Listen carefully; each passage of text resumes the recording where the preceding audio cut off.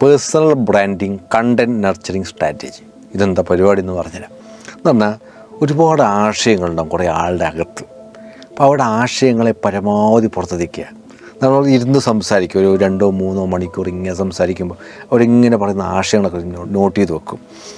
എന്നിട്ട് ഈ ഷൂട്ട് ചെയ്യുമ്പോൾ എല്ലാവർക്കുള്ള ബുദ്ധിമുട്ടെന്ന് വെച്ചാൽ ക്യാമറ വരുമ്പോൾ അവർ വല്ലാതെ ബോധേഡാവും, അവർ ആർട്ടിഫിഷ്യലാവും. നമുക്ക് ആർട്ടിഫിഷ്യൽ കിട്ടിയിട്ട് കാര്യമില്ല, നമുക്ക് നാച്ചുറലാണ് വേണ്ടത്.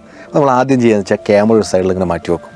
എന്നിട്ട് ഇവരെ കൊണ്ട് ഇങ്ങനെ സംസാരിപ്പിക്കും, കുറേ വിഷയങ്ങൾ ഇങ്ങനെ സംസാരിച്ചിട്ട് അതിനിടയ്ക്ക് ഇന്നലെ പറഞ്ഞ ആശയങ്ങളായിട്ട് ബന്ധപ്പെട്ട ചോദ്യങ്ങൾ ചോദിക്കും. അപ്പോൾ അവരെൻ്റെ ആ ഒരു ഉത്തരം ഇങ്ങനെ പറയുമ്പോൾ അവർ ആ കണ്ടൻറ്റ് കൂടി വരും.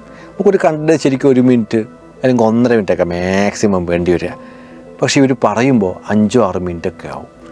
ഞങ്ങൾ അതിൽ നിന്നും കട്ട് ചെയ്തിട്ട് അത് 1 മിനിറ്റ് 1.5 മിനിറ്റിലേക്ക് ആക്കും, ചുരുക്കും. 7 മിനിറ്റൊക്കെ ഒരാൾ പറഞ്ഞ സാധനം ഉണ്ടായിരുന്നു, ഞങ്ങളത് 1 മിനിറ്റാക്കി ചുരുക്കി.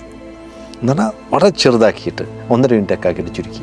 അതിൽ ഏറ്റവും ക്രെഡിറ്റ് പറഞ്ഞ എൻ്റെ എഡിറ്റിംഗ് ടീമാണ്. ബ്രില്യൻ്റായിട്ട് 22 കട്ടുണ്ടായിരുന്നു. അപ്പോൾ 22 കട്ട് അത് ഗംഭീരമായിട്ട് ചെയ്തിട്ട് നല്ല ഔട്ടാക്കി വിട്ടു. അപ്പോൾ കുറച്ചും കൂടി ഫ്രീ ആയിട്ട് അവർ സംസാരിക്കുമ്പോൾ ഏറ്റവും നല്ല സാധനങ്ങൾ പുറത്തു വരികയും ചെയ്യും.